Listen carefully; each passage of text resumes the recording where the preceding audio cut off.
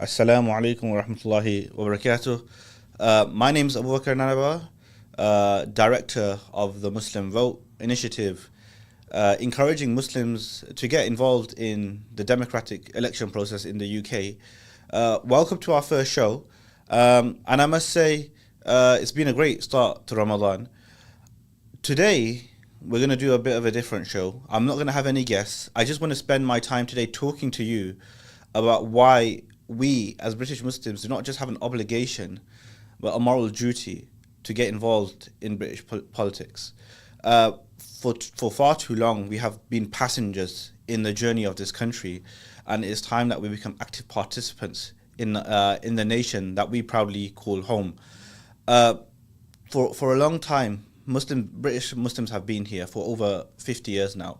The first wave of British Muslim immigrants came to this country in the 1950s, and it is about time that we started showing that not only do we care about this country, but that this is our country also, and that we can make this country a better place.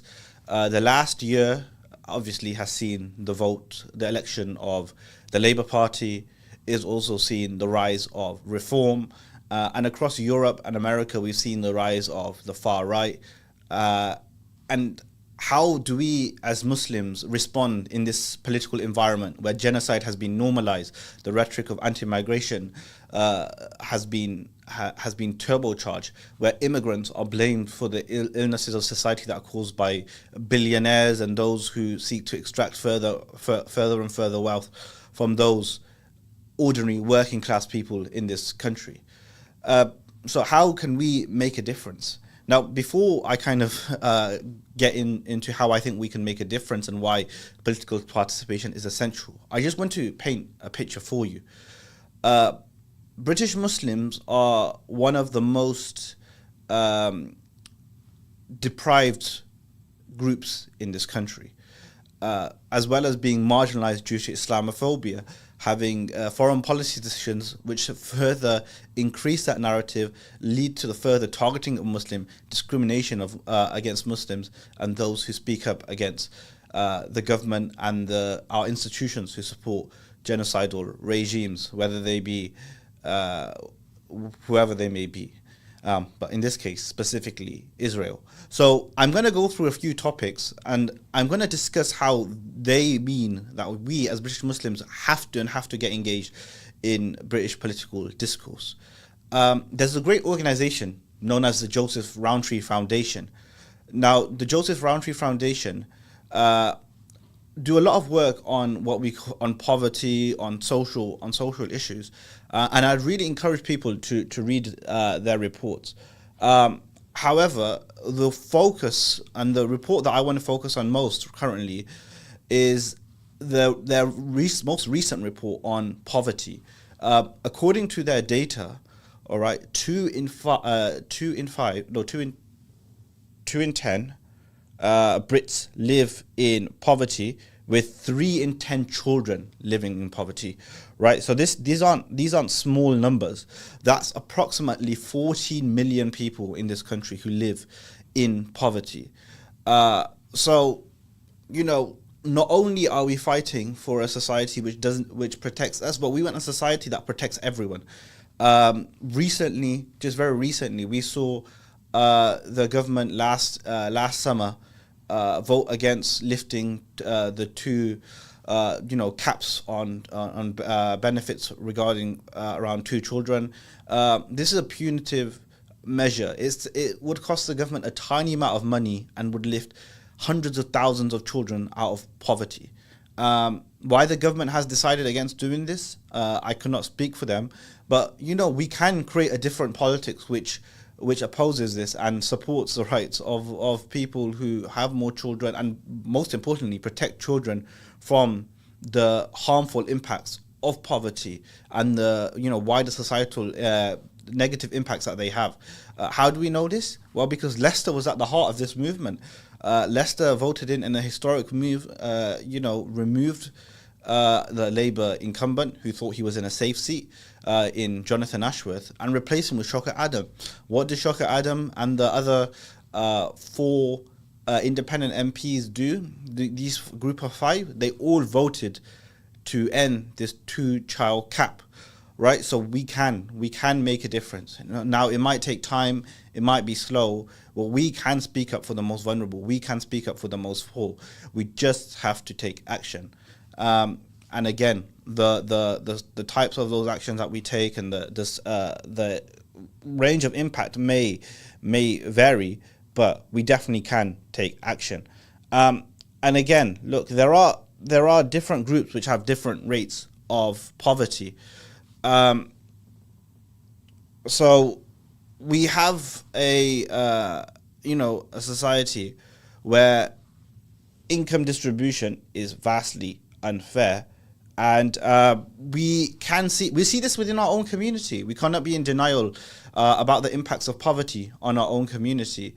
We see that 56% of British Bangladeshis live in poverty, with 49% of British Pakistanis living in poverty. Obviously, this contrasts to the earlier figure that I told you of 2 in 10 British adults and 3 in 10 British children living in poverty as a national average, and 40% of people who come from Black African backgrounds also live in poverty. Now, this is not because British Bangladeshis or British Africans or British Pakistanis are inherently lazy or they don't work, etc. There are a number of structural issues that cause these challenges, whether it be ghettoization or the forcing of ethnic minority and immigrant communities into certain areas with less job opportunities, whether it be a very deliberate attempt to shift the economy and centralize it into London. Whatever the causes may be, we have to be active voices in tackling these issues, because these issues aren't faraway issues. These are issues that impact our local community on the day to day. Another really interesting piece of data that I would like to kind of highlight to everyone, and you can find this on the Islamic Relief website, and this was also corroborated by the Muslim Council of Britain. 39% of Muslims are living in the most deprived areas of England and Wales. Now, obviously, deprivation leads to a whole number of social issues, whether it be crime, addiction, gambling, alcohol, drugs. These issues are preventable, right? They are preventable. We have to encourage. We have to create a society where the government and our local institutions are encouraged to invest in the poorest rather than demonize them and blame them for their problems.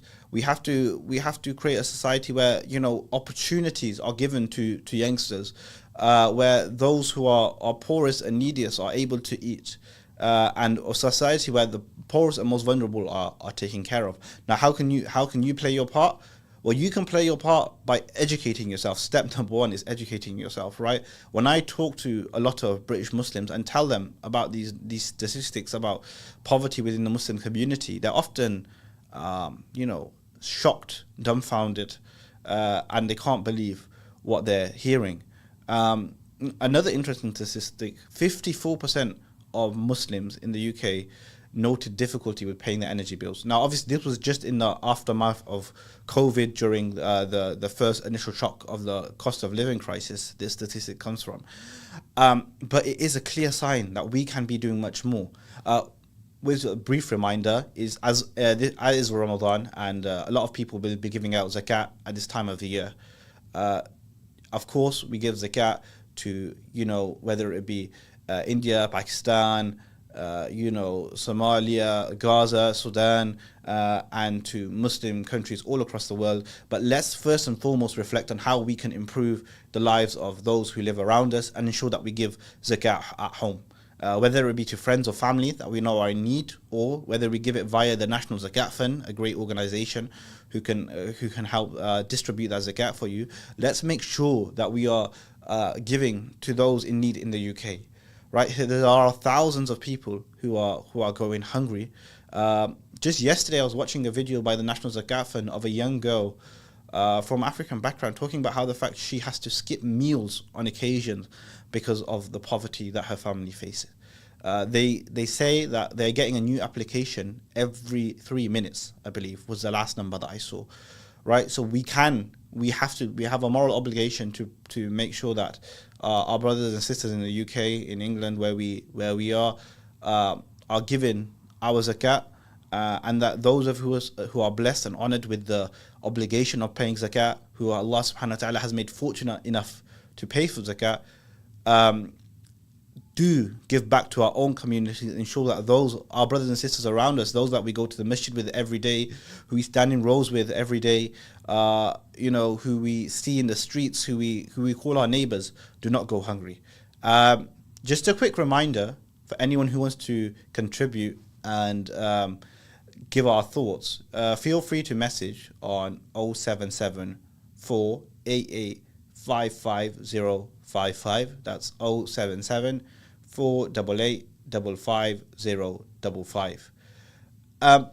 So yeah, we have to be an active part of that solution. We cannot be passive members of that solution. We should be actively campaigning for those of us who run British businesses who are Muslim. We should be ensuring that we are paying our staff fair wages so that they're able to, pay their bills.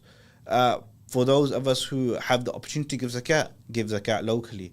And also, let's not be passive in our own communities. Let's also get involved in grassroots campaigning. Get involved with organizations like the Joseph Rowntree Foundation. Getting involved with your local food bank and understand how we can make a systemic and local change, and understand how we can make a difference to the everyday lives of ordinary people. So that's kind of pillar one. Pillar one of why I think as British Muslims we have to get involved in British political life. Second pillar, and the pillar that kind of grounds us, and the pillar that has ignited the most recent movement of Muslims in getting involved in British politics and inspired the victory of at least 5 independent MPs, was obviously the latest genocide that we saw in Gaza. Now, as we all know, this genocide is not confined to events of the last few months or the last couple of years. This genocide and the ongoing mass murder, ethnic cleansing of the Palestinian people is an event that has been going on for over 50 years.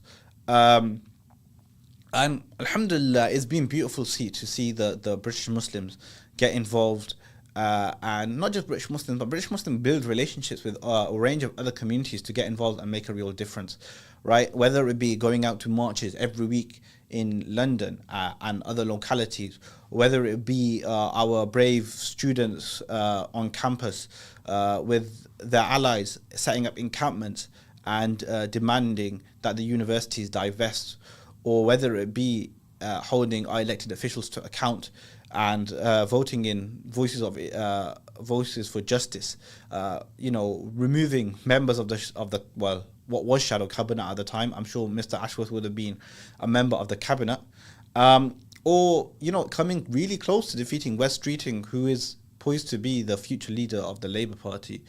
We have seen a level of mobilization in the Muslim community that has never been seen before. On that note, obviously is Ramadan. I've talked about giving zakat to Muslims in need, in poverty. Also, remember to give some of your sadaqah to Muslim civic organizations.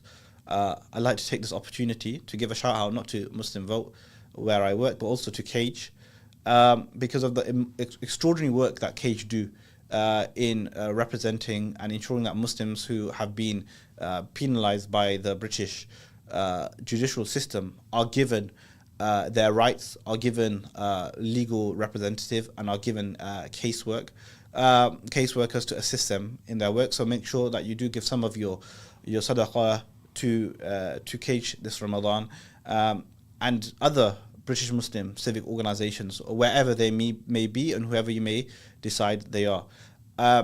So yeah, on that slight detour. So what impact have we actually had with this kind of recent upraise in British Muslim consciousness? I've heard lots of people asking why this has been done, what impact it has made.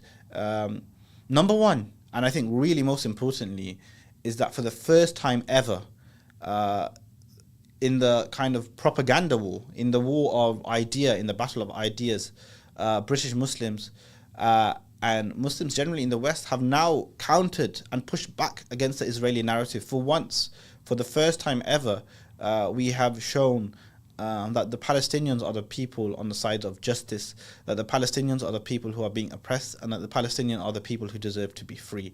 With historic moments like a Palestinian film winning an Oscar yesterday, and also, everyday ordinary Brits for the first time hearing about the atrocities of Israel, about the British responsibility in the creation of this rogue state, and how, they continue to violate international norms, international regulations, and commit and perpetrate not just a genocide but ethnic cleansing, apartheid, and a whole litany of other crimes.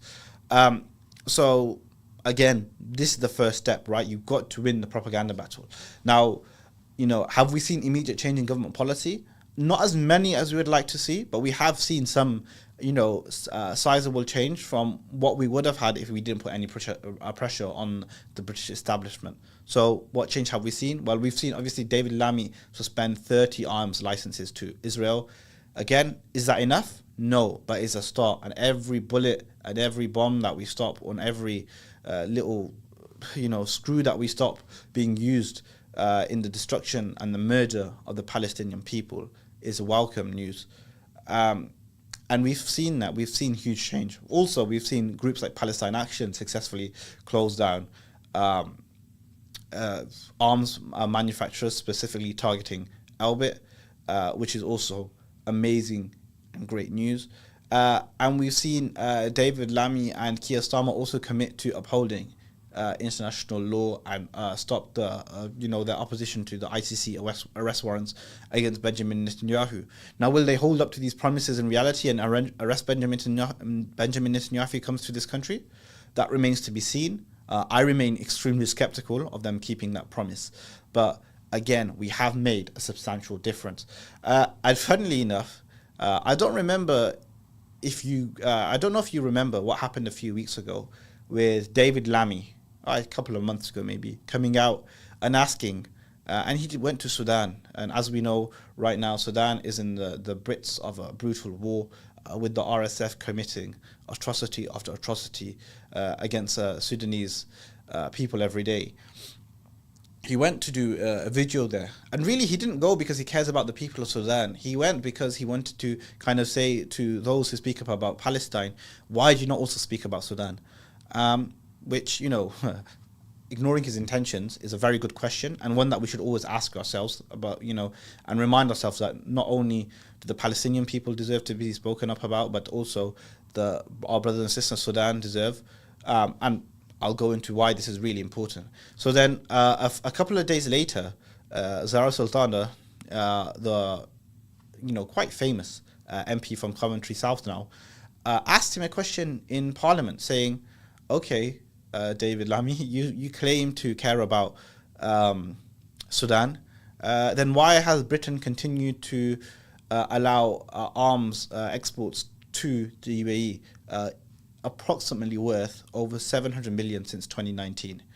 And we've seen this continue, and the British government have continued to allow arms exports to Sudan, despite there being very credible reports and evidence of the RSF, who I've already talked about, who have run a brutal campaign in Sudan, being sponsored and armed by the UAE. So questions remain about whether the UK is indirectly arming, what's happening in Sudan. Again, evidence for that does not exist, but evidence definitely does exist that we're selling arms to the UAE. What they do with that is obviously known only by the UAE government. But the fact that we are selling arms to a nation which is directly responsible for the mass murder and the huge displacement. Over 8 million Sudanese people have been displaced during this war.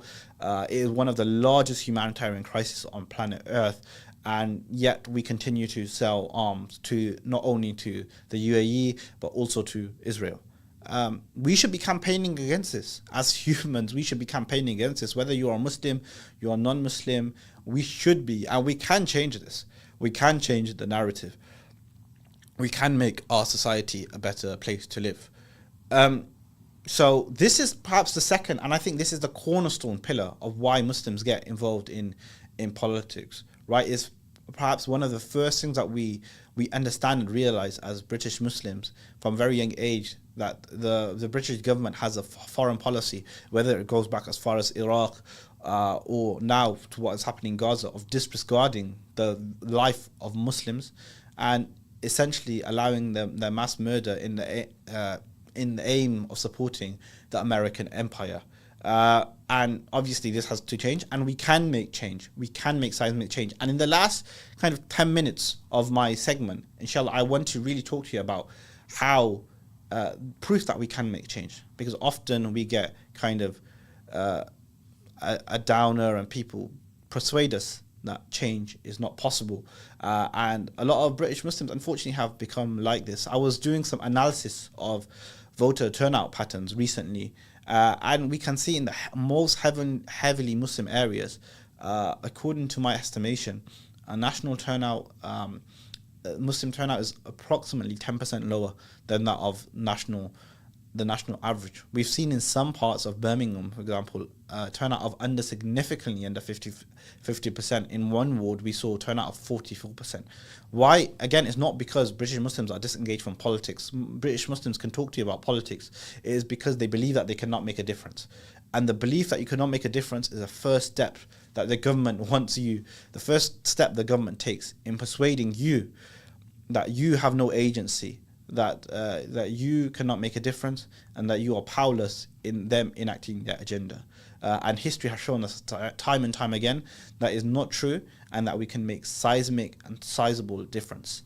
Remember that it was not long ago that, well, it was long ago, but in political and historic terms, it was not long ago that the British government regarded the actions and the groups of Nelson Mandela in opposing apartheid South Africa as terrorism, only to greet him as a hero years later. So change can be made. We just have to be principled and persistent in our efforts. And the last kind of theme that I want to touch on today, and the theme that keeps on being raised to me in most recent times, is kind of this rhetoric that we're hearing about the rise of the far right. The rise of the far right in the UK, the rise of the far right across Europe, and the rise of the far right in America. Now, the far right have changed tactics over the years. You know, the far right, once upon a time, we've seen historically their bogeyman and the group that they wanted to blame for the evils of the world was, Jews. And we saw the historic and horrific consequences of those actions.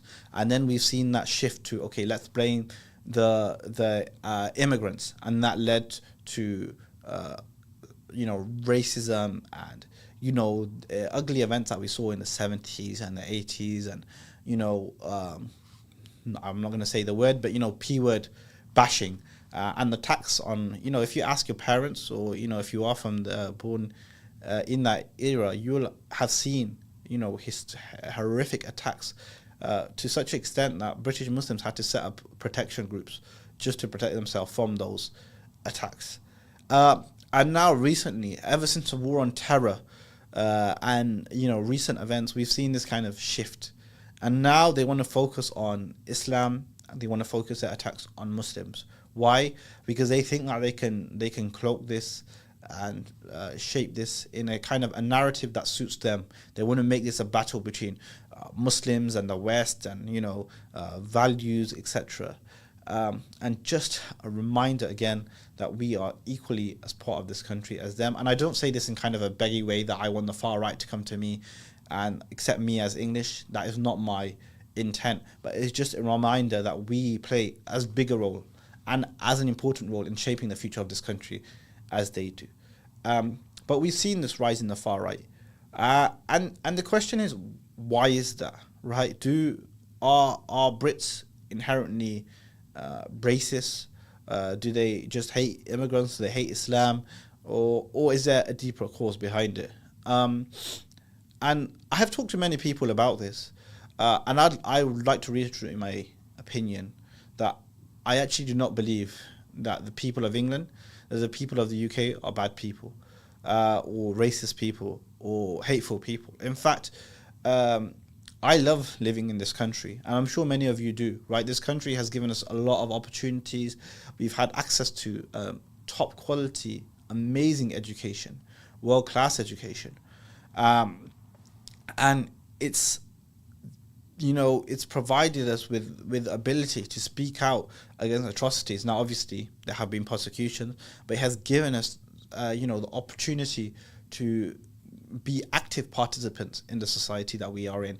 So I come from Gloucester, which is a majority, by Muslims are a tiny minority in Gloucester. Probably under 5% of Gloucester's population is Muslim. I have grown up, going to school with people of, predominantly from white backgrounds. And I must say that I've loved every moment of it. Have I had challenges? Has it been difficult at times? Sure. But do I think that British people and British society is inherently racist? No. Whether we talk about structural racism and historical racism, of course, there are legitimate critiques to be made there, and I would love to have a historian to discuss this with one day. But in terms of our British people, I think on the average day-to-day person, a racist person, not really. Racism in the UK is a top-down phenomena. Now, what do I mean by this? Well, there are a few structural causes which mean that racism is very easy to kind of, push out into the mainstream and become the sole cause of what we can all see is challenges in society. Like I've said, when I've talked about poverty within the Muslim community, you have to remember this is impacting everyone across society, across generations, across communities, across cities, across countries. The countries of England, Wales, Scotland, and Northern Ireland. So people are feeling angry for a reason, right? So why is it that they blame immigrants? Well, first, number one, is mainstream media. Often we hear this kind of call out that, we Brits, we can't even say anything about immigrants nowadays, or we Brits, we can't say anything about whatever XYZ topic that they want to discuss. We can't say anything about grooming gangs, etc. And frankly speaking, that's not true. How do we know that's not true? Because for the last 20 years, every newspaper, every BBC debate that I have probably tuned into, and I don't mean this in a literal sense, seems to be about immigration, seems to be about some kind of problem that immigrants have caused, seems to be some kind of call out that the problems of society are immigrants. And this has been perpetrated by not just the BBC and news channels, but predominantly and mainly by newspapers, whether it be the Sun, the Daily Mail, Rupert Murdoch's press machine, as I would describe it. And why has he done that? Why has Rupert Murdoch turned to demonizing immigrants and refugees and Muslims for the problems of society? Well, it's very simple. Rupert Murdoch and the other billionaires do not want you looking at them. They do not want you asking questions about them and about how they have negatively impacted society. And we have to. This is why we have to be involved in politics, because we have to be in the forefront of saying that we believe we have a better solution for you.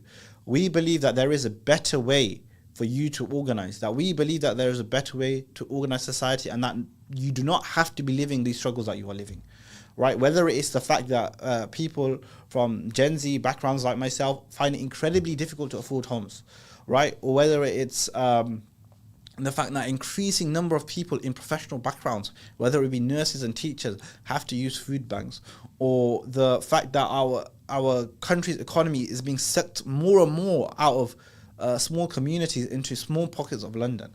Whether it's the fact that income inequality is rising at record rates, right? The problem, we have better solutions, right? And again, I'm not saying I have the solutions, but there are better solutions out there than just demonizing the most powerless in society, the weakest in society. But the reason that the billionaire class do this and the reason that they continue fund this is because they believe that you will not look at them. That they believe that if they can continue to cause this tension between communities who are struggling to various degrees, whether it be most people in highly densely Muslim areas or densely populated white areas, the challenges, broadly speaking, remain the same, right? So how can we change those challenges? And it doesn't look like fighting between ordinary working class people, or me calling a reform voter a racist. Why would I call a reform voter racist? I should turn around and speak to them in genuine tone and say, look, I understand why you believe this, but let me tell you the real cause. Let me talk to you about the different things that are causing this kind of rampant inequality in our society. And for one moment, I actually want to talk about one of those kind of what I describe as the most blatant form of robbery of ordinary British citizens. One that often people know about it, but people don't talk about it. And what is it? It's our waterways, actually. It's waterways. I've got a lot of facts and information here about our water and how private companies have essentially been robbing the people of England for millions of pounds every year, potentially billions of pounds over their lifetime since privatization since 1989, and essentially ensuring that British people do not see the fruits of our own water, which should be publicly owned, but also ensure that wealth gets extracted from our country to abroad, and also ensures that the lives of ordinary Brits do not improve and that our water system does not improve. Now, how do I know this? Well, so there's a great organization called We Own It. Now, We Own It, an organization that focuses on public ownership. Now, I will let people make their own judgments on this, but I will say this, right? That 90%, at the worst estimate, 70% of people support the renationalisation of British water. And just to build this kind of picture for you, right? Wessex Water is 100% owned by a Malaysian company. Northumbrian Water is owned by businessmen from Hong Kong. And Thames Water is owned by investors from the UAE, Kuwait, China, and Australia, right? 90% of shareholders of British water systems come from abroad. And the government's argument has always been, and water companies' argument has always been, that they would invest more into water than the government, right, in terms of improving it. Well, that's actually incorrect. Scottish Water, which obviously the Scottish government are slightly devolved, is owned by the Scottish government, right? They have put in £72 more per household per year than English companies into investing into the water infrastructure. Over its lifetime, this would have meant that England would have had an extra £28 billion invested into tackling problems like leakage and sewage. And as we all know, very famously, in the last couple of years, especially in the summer, British water has been pumped full of so much sewage that people cannot even surf. In fact, the other day I found an organization called Surfers for Clean Water. Surfers for Clean Water. Why do we need an organization called Surfers for Clean Water? Well, it's very clear, right? Because our system has been taken advantage of by these private companies to the tunes of millions of pounds a year. Again, another key fact that they kind of propose and they showed to us is since privatization, £72 billion, right? I want to repeat that. I don't think people understand. 72 billion, right? 72 billion has gone to shareholders. That's £2 billion a year on average since 1989. Instead of that being reinvested into improving our waterways or reinvested into any number of public services that desperately need that money, 72 billion has gone into the hands of private investors, predominantly from abroad. In the same time, the water companies have built up a debt of 60 billion pounds. Right now, who pays for that debt of 60 billion pounds? You know, and again, the answer is very obvious because I know you know it in your heart. The answer is you. And how do I know it's you? Because you will have seen your water bills continuously increase from year on year. Our bills have gone up 40% in real terms since privatization. 40%, right? People are paying more for the most access to the most basic water supply, so that foreign investors, in often many cases multi-millionaires, and in a lot of cases billionaires, and in some cases foreign investment funds, can make a profit off your back.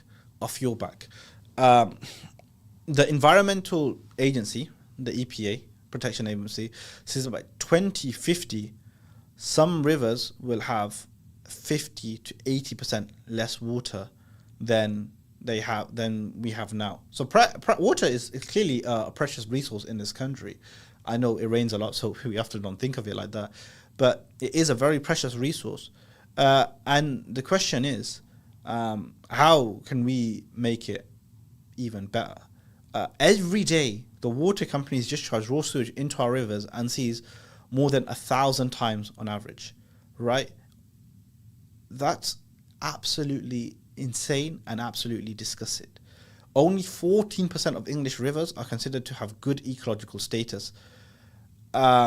You know, in Scotland, where we've also referred to where the water is publicly owned, the waters are cleaner and the rivers are safer, right? So this is not like some kind of ideological, you know, we need to own everything. This is like a very clear example of how millionaires and billionaires, multi-millionaires are shafting everyday Brits, increasing their bills, making life for them worse. And instead of focusing on them, the newspapers want ordinary people to focus on immigrants, focus on, you know, race wars and culture wars and, you know, all this other stuff, rather than becoming agencies of change.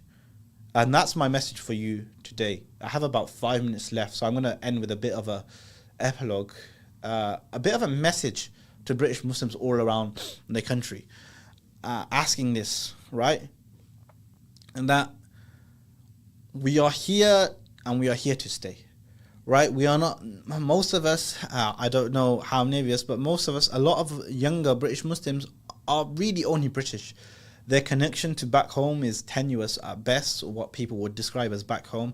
They can often speak the language in a very weak way, or if you're like me, understand it and not speak it properly. So this is your home, this is your country. There is, you know, very little chance of you ever going back, whether it be to India, Pakistan, Somalia, Nigeria, Eritrea, Bangladesh, whatever country your family may have come from. The chances of you going back are very little, right? So how do we make this country a better place for us, for our children, for our grandchildren, and for our neighbours? And it starts by changing our attitude towards the political systems that we live in. We can no longer afford to be passive observers.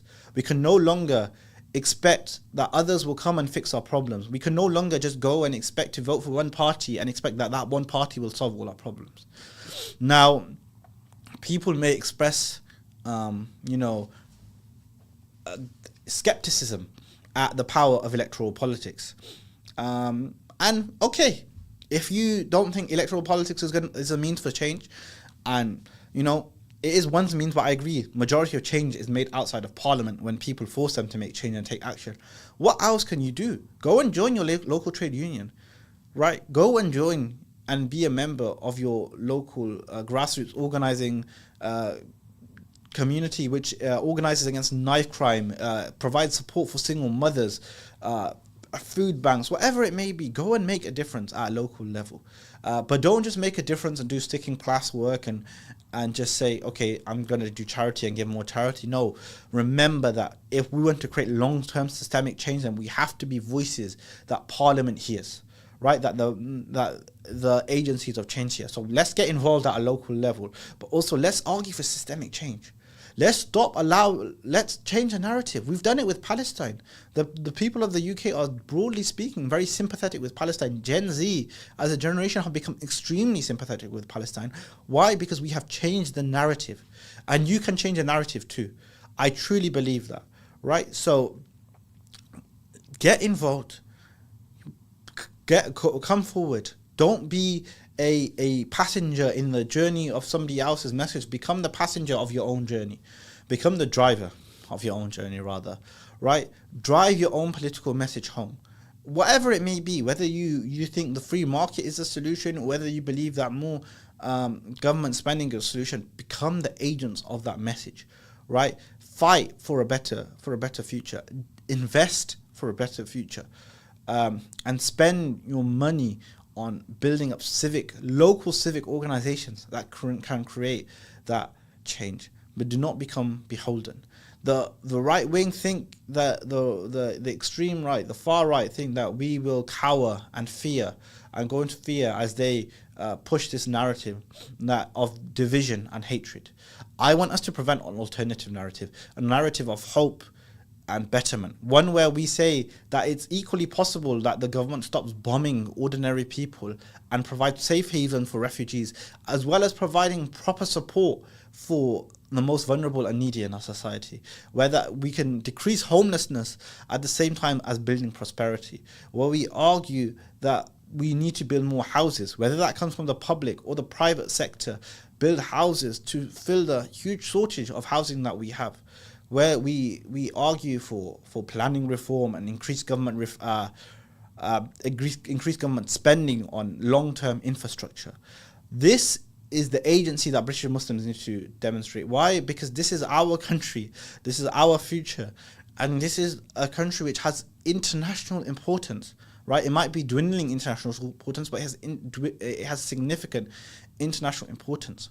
We can stop our country from arming the genocide in Israel, in Palestine. We can stop them arming genocidal regimes in Israel. We can encourage them to arrest Benjamin Netanyahu when he one day maybe tries to arrive back on British shores. We can stop our government from selling arms to the UAE as they continue to murder our innocent, as they continue to arm the RSF who murder innocent brothers and sisters in Sudan. We can make this change. You have to become agents of that change. And there are those who'd like to believe you that change is not possible, right? But that change is possible. Look at British society in 1914, before World War I, and look at British society now. Look at the changes that have been made, and you have to continue arguing for those changes. Before World War I, or in the late 1800s, there was no social security net. The NHS did not exist. Free healthcare did not exist. Social housing was a distant dream.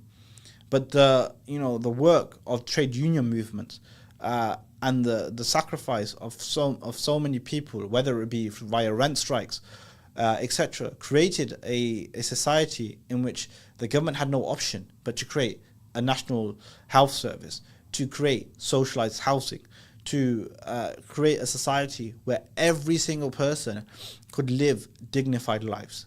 And that society can be created again. We just have to focus our minds. We have to stop believing that we are passengers, and we have to start believing that change is inevitable in some sense. Inevitable if we work for it, because we can create a better society. And Leicester was one of the cities that showed us this, with the rise and the power of Shoka Adam. And that was a truly community-led campaign. If you talk to people who are members of that campaign, that was a truly community-led, community-driven campaign, right? Where ordinary people got together and said, we don't accept that society has to continue down this path, that we don't have to accept that genocide is inevitable, that our MP is powerless against it, that our government can continue to peddle Islamophobia and anti-Muslim hatred or an anti-immigrant rhetoric. And they elected a politician and an MP who truly believes that we can bring Britain together, that we can bring our communities together, and that we can create a better future for everyone. and let him and his work be an inspiration for us all, and let Leicester be an inspiration for us all, that we can create a better society, and that a society in which all of us, including Muslims, Christians, Jews, people of no religion, have a say in creating a better future. Assalamu alaikum wa rahmatullah.